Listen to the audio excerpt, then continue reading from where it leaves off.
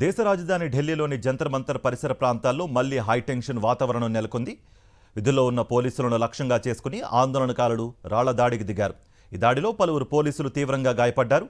రాళ్ల దాడితో అప్రమత్తమైన పోలీసులు అదనపు బలగాలను రంగంలోకి దింపారు.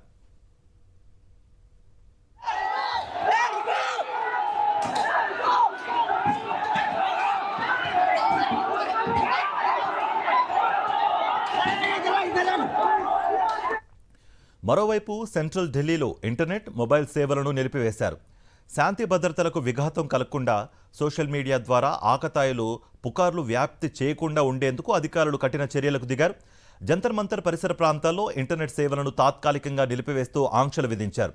ప్రస్తుతం ఆ ప్రాంతం అంతా పోలీసులు, భద్రతా బలగాల అదుపులో ఉందని ఉన్నతాధికారులు వెల్లడించారు.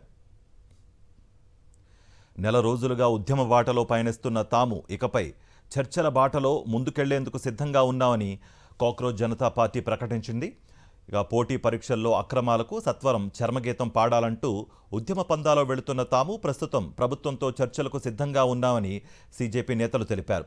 అయితే అధికారిక నివాసాల్లో కాకుండా జంతర్ మంతర్ వేదికగా చర్చలు జరిపితే బాగుంటుందని వారు స్పష్టం చేశారు. విద్యార్థుల ఉద్యమంపై సోనం వాంగ్చుక్ కీలక ప్రకటన చేశారు. పార్లమెంట్ సమీపంలో రణరంగంగా మారిన విద్యార్థుల ఉద్యమంలో పోలీసులతో ప్రతి ఘటనకు దిగిన ఉద్యమకారులైన విద్యార్థులు సీజేపీ మద్దతుదారులను కేసుల పేరిట వేధించకుండా వదిలేస్తే తాను ఆసుపత్రిలో నిరాహార దీక్షను విరమిస్తానని సోనం వాంగ్చుక్ ప్రకటించారు. గురుగ్రామ్లోని ఓ ప్రైవేట్ ఆసుపత్రిలో చికిత్స పొందుతున్న వాంగ్చుక్ను కేంద్ర మంత్రులు జేపీ నడ్డా, జితేందర్ సింగ్ పరామర్శించారు. మంత్రులు పరామర్శించాక వాంగ్చుక్ లేఖ విడుదల చేశారు. ఆ లేఖలో కేంద్రానికి కొన్ని షరతులు పెట్టారు వాంగ్చుక్. నీట్ పేపర్ లీకేజీ కారణంగా మనస్తాపంతో చనిపోయిన నీట్ పరీక్ష అభ్యర్థుల కుటుంబాలకు భారీ నష్టపరిహారం ప్రభుత్వం ప్రకటించాలి. పరీక్షల్లో అక్రమాలపై పార్లమెంట్లో అర్థవంతమైన చర్చ జరగాలి. విద్యామంత్రి పదవికి ధర్మేంద్ర ప్రధాన్ రాజీనామా చేయాలి. ఉద్యమంలో పాల్గొన్న సీజేపీ మద్దతుదారులపై ఎఫ్ఐఆర్లు నమోదు చేయకూడదని షరతులు పెట్టిన వాంగ్చుక్ ఈ షరతులకు ప్రభుత్వం ఒప్పుకుంటే దీక్షాస్థలిని వీడాలని, ప్రభుత్వ ప్రతినిధులతో చర్చకు ముందుకు రావాలని, నిరసనకారులను ఒప్పిస్తానని ఆ లేఖలో పేర్కొన్నారు. పొలిటికల్ గాను నీట్ అంశం విద్యార్థుల ఆందోళన ప్రకంపనలు రేపుతోంది. భారతదేశ విద్యా వ్యవస్థను ప్రభుత్వం నాశనం చేస్తోందని కాంగ్రెస్ అగ్రనేత రాహుల్ గాంధీ మండిపడ్డారు. విద్యార్థుల డిమాండ్లు పూర్తిగా చట్టబద్ధమైనవేనని, వాటిపై రాజీ పట్టానికి ఆస్కారం లేదని తేల్చి చెప్పారు. విద్యార్థుల పోరాటానికి మరోసారి సంపూర్ణ మద్దతు ప్రకటించిన ఆయన నీట్ యూజీలో అవకతవకలు జరిగాయని, దీనికి బాధ్యత వహిస్తూ కేంద్ర విద్యాశాఖ మంత్రి ధర్మేంద్ర ప్రధాన్ ఎందుకు రాజీనామా చేయడం లేదని నిలదీశారు. धर्मेंद्र प्रधान एक सिंबल है. Dharmendra Pradhan is a symbol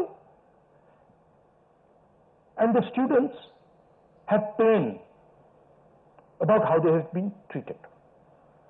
That symbol has to be removed. అటు బీజేపీ కేంద్రం పెద్దలు కూడా కాంగ్రెస్కు కౌంటర్ ఇస్తున్నారు. నీట్ పేపర్ లీక్ వ్యవహారంపై హస్తం పార్టీ నేతలు రాజకీయం చేస్తున్నారని కేంద్ర మంత్రి జేపీ నడ్డా ఆరోపించారు. గతంలో యూపీఏ హయాంలోనూ పేపర్లు లీక్ అయ్యాయని, కాంగ్రెస్ పాలిత రాష్ట్రాల్లోనూ ఇటువంటి ఘటనలు చోటు చేసుకున్నాయని అన్నారు. ప్రస్తుతం నీట్ అంశం కేంద్రంగా జరుగుతున్న పరిణామాలపై పార్లమెంట్లో చర్చించేందుకు విపక్షాలు కలిసి రావాలని విజ్ఞప్తి చేశారు ఆయన. आरोप प्रत्यारोप नहीं होना चाहिए. हम इस समस्या का किस तरीके से निदान कर सकते हैं उसके बारे में हमको सोचना चाहिए और पार्लियामेंट सबसे उपयुक्त फोरम है जहां हम गहराई से इसकी चिंतन कर सकते हैं.